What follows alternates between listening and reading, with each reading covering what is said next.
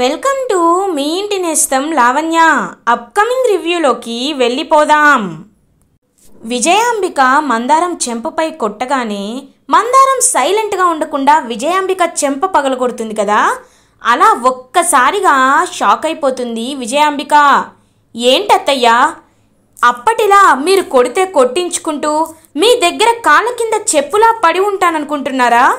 మీ గురించి పెద్దయ్యకే నిజస్వరూపం తెలిసేలా చేసిన దానిని మిమ్మల్ని కంట్రోల్లో పెట్టడం నాకు తెలియదు అనుకుంటున్నారా? ఇంకొక్కసారి నాపై హత్యా ప్రయత్నం చేసిన నన్ను నా జోలికి వచ్చిన కొట్టడం కాదు, ఏం చేస్తానో నాకే తెలీదు అని చెప్పి గట్టిగా వార్నింగ్ ఇస్తుంది మందారం. అలా ఇంకా క్లాప్స్ కొడుతూ రూప లోపలికి వస్తుంది. రూపని చూసి విజయాంబిక అండ్ దీపక్ ఒక్కసారిగా షాక్ అయిపోతారు. ఇంకా విజయాంబిక దీపక్ అలా కోపంగా చూస్తూ ఉంటారనమాట రూప వైపు. శభాష్ మందారం, శభాష్. ఆడవాళ్ళంటే అణిగి మణిగి ఉండేవాళ్ళు కాదు, తన భర్తని అత్త మామల్ని అత్తయ్యని భర్తని మార్చుకోవడానికి శివంగిలా తల ఎగరవేస్తావని నిన్ను చూసి ఎవరైనా నేర్చుకోవాలి. ఇప్పటికైనా ఈ మృగాలకి బుద్ధి వస్తే చాలా బాగుంటుంది అని అంటుంది రూప. ఏయ్ రూప అని అంటుంది విజయాంబిక. అత్తయ్య, మీరు ఎంత గట్టిగా అరుస్తున్నారో నేను అంతకంటే గట్టిగా అరవగలను, కానీ మీలాంటి వాళ్ళతో మాట్లాడి నా టైంని నేను వేస్ట్ చేసుకోవాలనుకోవటం లేదు. నాకు తెలుసు ఇప్పుడు మీరు చాలా కోపంలో ఉన్నారు. మా నాన్నని ఎలా అయినా ఏదో ఒకటి చేసి తనకి గాయం చేయాలని, తనని దిగజార్చాలని మీరు ప్రయత్నిస్తూ ఉంటారు. కానీ ఒకటి గుర్తుపెట్టుకోండి, నేను రాజు మందారం ఉన్నంత వరకు మా నాన్నపై మీరు కనీసం ఈగను కూడా వాల్చనివ్వరు. అది కాకుండా మీరు ఏదైనా చేయాలని ప్రయత్నించారో అప్పుడు నిజమైన రూప ఎవరో చూస్తారు అని చెప్పి ఇంకా అలా అక్కడి నుండి అయితే వెళ్ళిపోతారనమాట రూప. ఇంకా మందారం కూడా అలా వెళ్ళిపోయేసరికి ఇంకా అలా షాక్లో ఉండిపోతారు దీపక్ విజయాంబిక. రేయ్, వీళ్ళు మాటలతో చెప్తే వినేలా లేరు, ఖచ్చితంగా వీళ్ళకి ఎలా దెబ్బ కొట్టాలో అలానే కొట్టాలి అని చెప్పి ఇంకా ఆలోచిస్తూ ఉంటుందన్నమాట విజయాంబిక. దీపక్ కూడా కోపంగా చూస్తూ ఉంటాడు. ఇదే ఇలా ఉండగా మార్నింగ్ అవుతుంది. సూర్యప్రతాప్ రెడీ అయి బయటికి వస్తారు. దీపక్ సూర్యప్రతాప్ దగ్గరికి వెళ్ళి, మావయ్య, ఇవాళ మీరు బస్తీకి వెళ్తున్నారని తెలిసింది మావయ్య, మీ అరేంజ్మెంట్స్ అన్నీ నేనే కదా చూసుకునేది అని అంటాడు దీపక్. రేయ్, నీకు కొంచెం కూడా బుద్ధి లేదా? ఎన్నిసార్లు నాకు నువ్వు కనిపించొద్దని చెప్పాను, అయినా నీకు కొంచెం కూడా సిగ్గులేదా? ఇంకొకసారి నా దగ్గరికి వచ్చావో వెళ్ళు. చంద్ర, నేను చెప్పాను కదా కొత్తగా నాకు పర్సనల్ సెక్రటరీని అపాయింట్ చేయమని, తను వస్తోందా అని అడుగుతారు. వస్తుంది, తను దారిలోనే ఉందన్నయ్యా, ఇప్పుడే మెసేజ్ చేసింది అని అంటారు చంద్రప్రతాప్. ఇంకా అలా ఒక కొత్త క్యారెక్టర్ సూర్యప్రతాప్ పర్సనల్ సెక్రటరీ ఇంటి లోపలికి అడుగు పెడుతుంది. తన వైపు అలా చూస్తూ ఉండిపోతుంది రూప. ఆ పర్సనల్ సెక్రటరీ సూర్యప్రతాప్ దగ్గరికి వచ్చి, hello sir, myself Madhavi, Mallela Madhavi అని అంటుంది. హలో అని అంటారు సూర్యప్రతాప్. సార్, మీ పర్సనల్ సెక్రటరీగా అపాయింట్ అవ్వడం నిజంగా చాలా సంతోషంగా ఉంది సార్. మిమ్మల్ని దగ్గరుండి అన్ని పనులు చూసుకుంటాను. ఇప్పుడు మీరు న్యూ స్కూల్ కన్స్ట్రక్షన్ శంకుస్థాపన చేయడానికి గాంధీనగర్లో ఉన్న బస్తీకి వెళ్ళాలి. అక్కడ ఆల్రెడీ అరేంజ్మెంట్స్ అన్నీ చేపించే ఇక్కడికి వస్తున్నాను, ఇంకా మనం అక్కడికి బయలుదేరచ్చు సార్ అని అంటుంది ఆ మల్లెల మాధవి. ఇంకా సూర్యప్రతాప్, రూప, చంద్ర అందరూ కలిసి ఆ గాంధీనగర్ బస్తీ ఏరియాకి బయలుదేరుతారు. ఇది ఇలా ఉండగా రాజు విరూపాక్షిని తీసుకొని ఇంకా బస్తీకి రీచ్ అవుతారు. అమ్మగారు, ఇప్పుడే అమ్మాయి గారు కాల్ చేశారు, వారు దారిలోనే ఉన్నారంట. మీరు పెద్దయ్య ఇద్దరూ కలిసి ఈ శంకుస్థాపనలో పాల్గొంటున్నారు. నిజంగా నాకు చాలా సంతోషంగా ఉంది అమ్మగారు అని అంటారు. రాజు, నువ్వు మా మంచితనాన్ని కోరుకుంటున్నావు, నిజంగా మాకు చాలా సంతోషంగా ఉంది. కానీ రాజు, నాకు ఒకటి అర్థం కావటం లేదు, ఎప్పటికైనా నన్ను సూర్య అర్థం చేసుకుంటారంటావా అని అంటారు. ఎందుకు అర్థం చేసుకోరు? ఖచ్చితంగా అర్థం చేసుకుంటారు. ఎందుకంటే మీరు ఎలాంటి తప్పు చేయలేదమ్మగారు. మీ గురించి ఆయన ఆలోచిస్తారు. రాఘవని వెతికే ప్రయత్నంలో నేను ఉన్నాను. రాఘవని ఎలా అయినా ఖచ్చితంగా పెద్దయ్య ముందుకి తీసుకువస్తాను. నేను మీకు మాటిస్తున్నాను. మీరు జాగ్రత్తగా ఉండండి అని చెప్పి ఇంకా అలా అక్కడి నుండి వెళ్తూ ఉంటాడు రాజు. రాజు అప్పుడే కరెక్ట్గా రూప వాళ్ళు కూడా అక్కడికి వస్తారు. ఇంకా రూప రాజు వైపు చూస్తూ చాలా హ్యాపీగా ఫీల్ అవుతుంది. రాజు ఇంకా అలా సూర్యప్రతాప్ రూప దగ్గరికి వచ్చి, పెద్దయ్య మీరు ఇక్కడికి రావడం నిజంగా చాలా సంతోషంగా ఉంది పెద్దయ్య అని హ్యాపీగా చెప్తారు రాజు. ఇంకా సైలెంట్గా ఉంటాడనమాట సూర్యప్రతాప్. అప్పుడే ఇంకా బస్తీ వాళ్ళలో విజయాంబిక దీపక్ ఇద్దరు కలిసిపోతారు. మమ్మీ ఈ డ్రెస్ ఏంటి మమ్మీ, ఎప్పుడు వేసుకోలేదు కదా, నాకు ఇరిటేటింగ్గా ఉంది అని అంటాడు దీపక్. రే దీపక్, మనం ఇప్పుడు సూర్యప్రతాప్ని పైకి పంపించాలంటే తప్పదురా, ఇలాంటివే వేసుకోవాలి. సరే రా వెళ్దామని చెప్పి ఆ బస్తీ జనాలలో కలిసిపోతారు ఈ దీపక్ అండ్ విజయాంబిక. రాజు అలా ఇంక పెద్దయ్యకి ఆల్ ద బెస్ట్ చెప్పేసి బైక్ పై బయలుదేరతాడు. కరెక్ట్గా జీవన్ రౌడీ ఉంటాడు కదా, జీవన్ దగ్గర ఉండే ఒక రౌడీ, ఆ రౌడీ వెళ్తుంటే కనబడతాడు అనమాట రాజుకి. రాజు ఒక్కసారిగా గుర్తు చేసుకొని ఇంకా వెంటనే రాజు బైక్ ఆపి ఆ రౌడీ దగ్గరికి వెళ్తాడు. రౌడీ దగ్గరికి వెళ్ళి బాగా ఆ రౌడీని కొడతాడనమాట రాజు. రేయ్ చెప్పరా, జీవన్ ఎక్కడున్నాడో చెప్పు, రాఘవని ఎక్కడ దాచిపెట్టారో చెప్పు చెప్పు అని చెప్పి గట్టిగా అరుస్తూ గట్టిగా కొడతాడనమాట. ఇంకా అలా రాజు వెంటనే ఆ రౌడీ భయపడి చెప్తాను వాడు అక్కడున్నాడు అని చెప్పి ఒక అడ్రస్ చెప్తారు. ఇంకా వెంటనే రాజు జీవన్ ఉన్న డెన్కి బయలుదేరతాడు. జీవన్ తన పార్ట్నర్ ఒకరు రావడంతో అతనితో మాట్లాడుతూ ఉంటారు. సూర్యప్రతాప్ సీఎం అవుతాడని అనుకోలేదు, కానీ అయ్యాడు. మన నెక్స్ట్ ప్లాన్ ఖచ్చితంగా అపోజిషన్ వాళ్ళని స్ట్రాంగ్గా ఉంచాలి. వాళ్ళకి ధైర్యం చెప్తూ ఉండండి, ఎప్పటికైనా ప్రభుత్వం కూలిపోయేలా చేయండి అని చెప్పి ఇంకా జీవన్ అయితే అలా అకౌంట్స్ చూస్తూ మాట్లాడుతూ ఉంటాడు. జీవన్కి తెలియకుండా రాజు అలా ఇంకా లోపలికి రీచ్ అవుతాడు. అప్పుడే ఆ రౌడీలందరూ డ్రింక్ చేస్తూ ఉంటే ఇంకా రాజు దొంగతనంగా వచ్చి రాఘవ కట్లు విప్పేస్తాడు. రౌడీ ఒక్కసారిగా రాజుపై అటాక్ చేయాలని చూస్తే రాజు ఆ రౌడీలందరినీ బాగా కొడతాడు. ఇంకా బాగా కొట్టి అలా జీవన్కి తెలియకుండా రాఘవని అక్కడి నుండి తీసుకువెళ్ళిపోతారు రాజు. ఇది ఇలా ఉండగా బస్తీలో సూర్యప్రతాప్ని చూసి బస్తీ జనాలందరూ చాలా హ్యాపీగా ఇంకా కోలాహలంగా ఉంటారు. సూర్యప్రతాప్ పక్కన విరూపాక్షికి చైర్ వేస్తారు. విరూపాక్షి సూర్యప్రతాప్ అలా ఇద్దరు పక్కనే కూర్చొని ఉంటారు. అది చూస్తూ రూప చాలా అంటే చాలా హ్యాపీగా ఫీల్ అవుతుంది. ఇంకా బస్తీ ప్రజలందరూ ఎమ్మెల్యే విరూపాక్షమ్మకి జై, సీఎం సూర్యప్రతాప్ గారికి జై అని చెప్పి జై కొడుతూ ఉంటారు. అప్పుడే విరూపాక్ష వచ్చి ఫస్ట్ అయితే తన స్పీచ్ని స్టార్ట్ చేస్తారు. అమ్మా, మీరు ఎమ్మెల్యే అవ్వడం మాకు చాలా సంతోషంగా ఉంది. మీరు ఇస్తానన్న హామీలు అని అడుగుతూ ఉంటారు ఆ బస్తీ వాళ్ళు. చూడండి, ఎన్నికల ముందు హామీ ఇచ్చి తర్వాత నాకేమీ తెలియదు, పరిస్థితిని అర్థం చేసుకోండి అని చేతులెత్తే టైప్ కాదు సూర్యప్రతాప్. ఆయన ఒక్కసారి మాట ఇచ్చారంటే ఆయన ప్రాణాన్ని వెనక చేయకుండా లెక్క చేయకుండా ఆ మాటని ఆయన నిలబెట్టుకుంటారు. నాకు ఆ నమ్మకం ఉంది. నేను స్కూల్స్ని కట్టిస్తానని, పేద ప్రజలకి విద్య అందేలా చేస్తానని, మీ ఇంటికి వాటర్ ట్యాప్లు తెచ్చి ఇస్తానని మీకు చాలా హామీలు ఇచ్చాను. ఈ బస్తీని డెవలప్ చేసే హామీలు ఇచ్చాను. అవన్నీ మీ అందరి తరపున అసెంబ్లీలో నేను అడుగుతాను.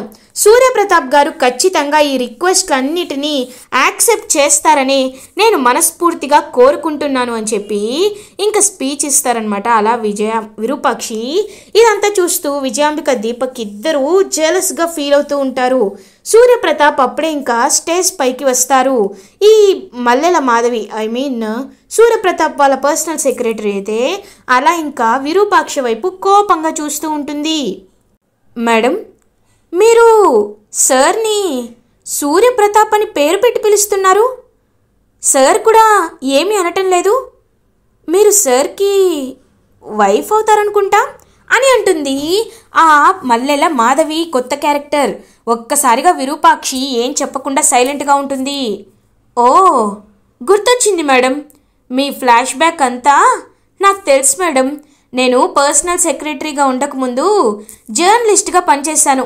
మీ సీక్రెట్లన్నీ నాకు తెలుసు మేడం, మీరేమీ దాచిపెట్టుకోవాల్సిన అవసరం లేదు అని ఇంకా చెప్పి అక్కడి నుండి వెళ్ళిపోతుందనమాట ఆ మల్లెల మాధవి కొత్త క్యారెక్టర్. ఇంకా సూర్యప్రతాప్ అలా మైక్ దగ్గరికి వచ్చి, నా ప్రియమైన ప్రజలారా, మీరు ఓట్లు వేసి మమ్మల్ని గెలిపించినందుకు నేను పేరు పేరున కృతజ్ఞత చెప్పుకుంటున్నాను. విరూపాక్షి గారు మా అక్కపై పోటీ చేసి గెలిచారు. మా పార్టీకి ఎగెన్స్ట్గా ఇండిపెండెంట్ అభ్యర్థిగా ఉన్న ఆవిడ గెలిచారు అంటే ఆవిడపై మీరు పెట్టుకున్న నమ్మకం ఎటువంటిదో నేను అర్థం చేసుకోగలను. మీ నమ్మకాన్ని నేను ఎప్పుడూ వమ్ము చేయను. ఆవిడ ఏవైతే వాగ్దానాలు చేశారో, ఏవైతే మాట ఇచ్చారో అవన్నీ ఖచ్చితంగా జరిపించి తీరుతానని ఇప్పుడు నేను మీకు మాటిస్తున్నాను అని సూర్యప్రతాప్ అంటారు. అని చెప్పి అందరూ ఇంకా క్లాప్స్ కొడుతూ ఉంటారనమాట సూర్యప్రతాప్కి. ఇంకప్పుడే రాఘవని రాజు అక్కడికి ఆ బస్తీకి తీసుకొస్తారు. ఒక్కసారిగా రాజుని చూసి షాక్ అయిపోతారు సూర్యప్రతాప్. ఇటువైపు దీపక్ అండ్ విజయాంబిక కూడా షాక్ అయిపోతారు. ఎలా అయినా ఈ లోపే మనం ఆ సూర్యప్రతాప్ని వేసేయాలి రండి అని చెప్పి ఇంకా అలా తన్నైతే వెంటనే ఇంక తీసుకువెళ్ళిపోతూ ఉంటారనమాట.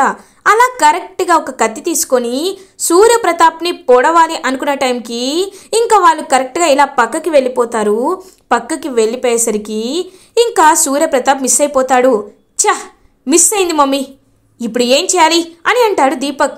రేయ్, ఇంతమంది జనాల్లో మనం త్వరగా దొరికిపోతాం. ఒకవేళ దొరికిపోతే ఇంకేం లేదు, వీళ్ళందరూ మనల్ని బాగా కొడతారు. కాబట్టి ఎలా అయినా మనం ఇక్కడ కాదు, వేరే ఎక్కడైనా ఒంటరిగా ఉన్నప్పుడు ప్లాన్ చేయాలి, రా వెళ్దామని దీపక్ విజయాంబిక ఇద్దరు అక్కడి నుండి వెళ్ళిపోతారు. రాజు రాఘవన్ తీసుకొని సూర్యప్రతాప్ దగ్గరికి వెళ్తారు. పెద్దయ్య రాఘవన్ తీసుకొచ్చాను పెద్దయ్య అని ఆ ఫంక్షన్ లైక్ న్యూ కన్స్ట్రక్షన్ శంకుస్థాపన అయిపోయిన తర్వాత రాఘవన్ రాజు అక్కడికి తీసుకువెళ్తాడు. వీడినెందుకు ఇక్కడికి తీసుకొచ్చావు, వీడి మొహం నాకెందుకు చూపిస్తున్నావు అని అడుగుతారు సూర్యప్రతాప్. పెద్దయ్య అని సూర్యప్రతాప్ కాళ్ళపై పడతాడు రాఘవ. ఇంకా ఏమి అనకుండా సైలెంట్గా ఉంటాడనమాట సూర్యప్రతాప్. పెద్దయ్య, నేను చాలా పాపం చేశాను పెద్దయ్య, నేను చాలా ఘోరం చేశాను పెద్దయ్య. ఆ రోజు మీకు చెప్పినట్టు నేను విరూపాక్ష అమ్మగారితో నాకు ఎలాంటి పరిచయం లేదయ్యా. విరూపాక్ష అమ్మగారు నాకు చాలా దేవతతో సమానం. ఆవిడపై బురద జల్లమని నాకు కొంతమంది డబ్బిచ్చారయ్యా, అందుకే నేను అలా చేశానయ్యా అని నిజం చెప్తాడనమాట రాఘవ. ఇంక సూర్యప్రతాప్, లేదు, నేను నమ్మను, నా కళ్ళతో నేను చూశాను, నేను ఎందుకు నమ్ముతాను? అయినా నువ్వు చెప్పేది నిజమే అయితే ఇన్ని రోజులు ఎందుకు దాక్కున్నావు? ఏం లేదు, నేను నమ్మనంటే నమ్మను అని చెప్పి అక్కడి నుండి వెళ్ళిపోతారు సూర్యప్రతాప్. ఇంకా ఒక్కసారిగా రూప షాక్ అయిపోతుంది. నాన్న, అలాంటివేంటి నాన్న, రాఘవ చెప్పేది నమ్మచ్చు కదా నాన్న అని అంటారు. వేరే ఎవరు చెప్పినా నేను నమ్ముతాను రూపా. నా కళ్ళ ముందు ఆ రోజు కనిపించిన క్షణాలని నేను నా జీవితంలో మర్చిపోలేను. ఏమో ఆ రాఘవ ఇప్పుడు ఏ ఉద్దేశంతో చెప్తున్నాడో నాకేం తెలుసు. కాబట్టి వాడు చెప్పే మాటలు నేను నమ్మను. నా దగ్గర వాడు నమ్మకాన్ని కోల్పోయాడు అని అక్కడి నుండి వెళ్ళిపోతారనమాట సూర్యప్రతాప్. నాన్న అయ్యో, ఏంటి రాజు ఇది? కష్టపడి నువ్వు రాఘవని తీసుకువస్తే నాన్న రాఘవ మాటల్ని ఎందుకు నమ్మటం లేదు అని అంటుంది రూపా. అమ్మాయి గారు, మీరేమీ కంగారు పడకండి, ఎలా అయినా పెద్దయిని నమ్మించే బాధ్యత నాది అని పాపం ఇంకా అలా చూస్తూ ఉంటాడనమాట రాజు రూప. ఇది ఇలా ఉండగా ఈవినింగ్ అవుతుంది. ఈ కొత్త క్యారెక్టర్ సూర్యప్రతాప్ పిఏ అయిన మల్లెల మాధవి అటు ఇటు తిరుగుతూ ఉంటుంది. దీపక్ విజయాంబిక ఆ మల్లెల మాధవి దగ్గరికి వస్తారు. ఏం చేస్తున్నావు అని అడుగుతాడు దీపక్. నేనేం చేస్తే మీకెందుకు అని అంటుంది ఆ కొత్త క్యారెక్టర్ మాధవి. సరే, నీకేం కావాలి? మేము చెప్పేది వినడానికి ఎంత డబ్బు తీసుకుంటావు అని అంటుంది విజయాంబిక. ఏంటి, ఈ మాధవిని డబ్బుతో కొనాలనుకుంటున్నారా అని అంటుంది ఆ పర్సనల్ సెక్రటరీ. డబ్బుకి ఏదైనా అమ్ముడుపోతాం, నువ్వు నీ మాటల్ని అమ్మేలేవా? నీకెంత కావాలంటే అంత తీసుకో కానీ అని అంటారు. అప్పుడే కరెక్ట్గా జీవన్ దీపక్కి కాల్ చేస్తాడు. హలో దీపక్, అక్కడికి మల్లెల మాధవి వచ్చిందా అని అడుగుతాడు జీవన్. ఇంకా నవ్వుతూ ఉంటుందన్నమాట మాధవి. దీపక్ ఒక్కసారిగా షాక్ అయిపోతారు. అంటే జీవన్, తన్ని నువ్వే అని అంటారు. అవును దీపక్, నేనే ఆ మాధవిని ఆ సూర్యప్రతాప్కి పర్సనల్ సెక్రటరీగా పంపించాను. ఇప్పుడు పెద్ద ప్లానే చేయబోతున్నాం. ఒక్క దెబ్బకి 2 పిట్టల్లాగా సీఎం పదవి, ఆ సూర్యప్రతాప్ పరువు రెండు మంటల్లో కలిసిపోతాయి. ఇది నా మాట అని అంటారు.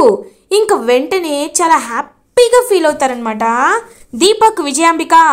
మాధవి, అయితే నువ్వు కూడా మా పార్టీనే అన్నమాట అని అంటారు.